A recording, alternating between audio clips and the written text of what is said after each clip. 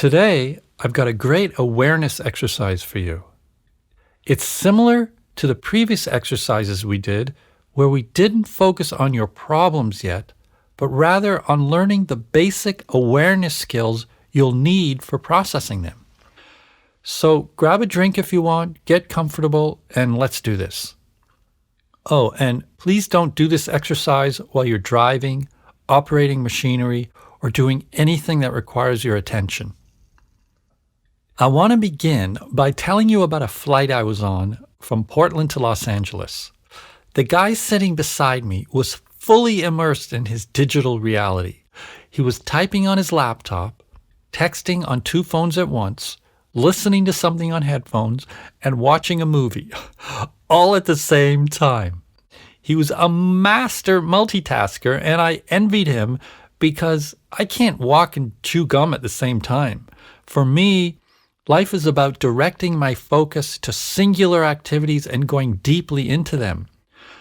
But I wondered what he was like when he wasn't connected to 5 devices at once. It reminded me of how rare it is these days to see someone standing or sitting alone who isn't looking at their phone. It made me think about how our society is in the throes of a serious addiction accompanied by a profound denial about it. The fact is, digital media has taken over our consciousness by controlling our impulses, attention, and awareness. We spend our days in perpetual distraction, mistakenly interpreting it as immersion because digital media is so compelling. As we're pulled from one piece of media to another, we think we're in control of what's happening. It's like a drug addict who says he's got things under control but obviously doesn't.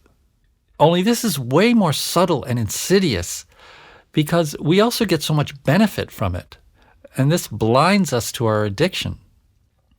Human awareness likes to be occupied because it always seeks creative engagement and growth. But the more you occupy it just to not have to be with yourself, like using your computer or phone as a babysitter, the more your capacity for self-awareness diminishes. What would have happened to my friend on the plane if all his devices had suddenly failed? What would he have experienced? I'm quite sure he would have had a moment resembling panic, followed by his mind frantically searching for something to focus on. And if he didn't lock into something quickly, maybe he'd order a drink. You think I'm exaggerating? Try a 48-hour detox off your computer and phone, and you'll see what I mean.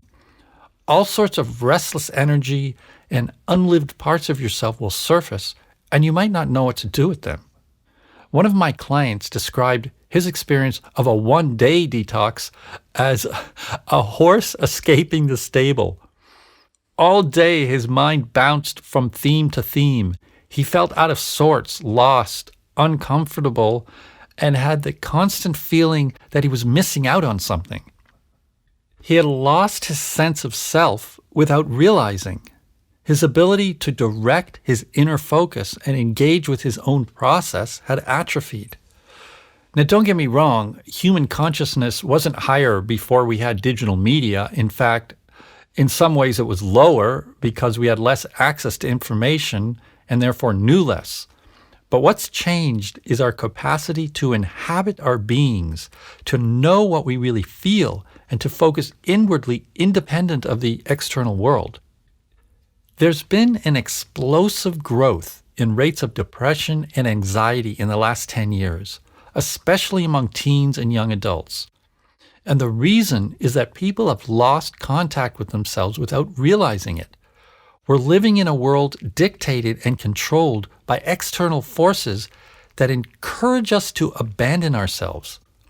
But no worries. I'm going to show you a way to deal with all these changes that not only prevents you from disconnecting from yourself, but actually increases your self-awareness. This will not only make you feel more grounded and centered, but also give you basic awareness skills that'll help you process and transform your problems. Are you ready? All right. Put your phone away, close the other windows on your computer, power down your Bluetooth, and your satellite intergalactic transporter, and let's return to Earth, to your body, to you. I'm going to lead you through a body scan. Find somewhere comfortable to lay down on your back and place a cushion under your head. Go ahead and turn off the podcast and get situated and turn it on again when you're ready.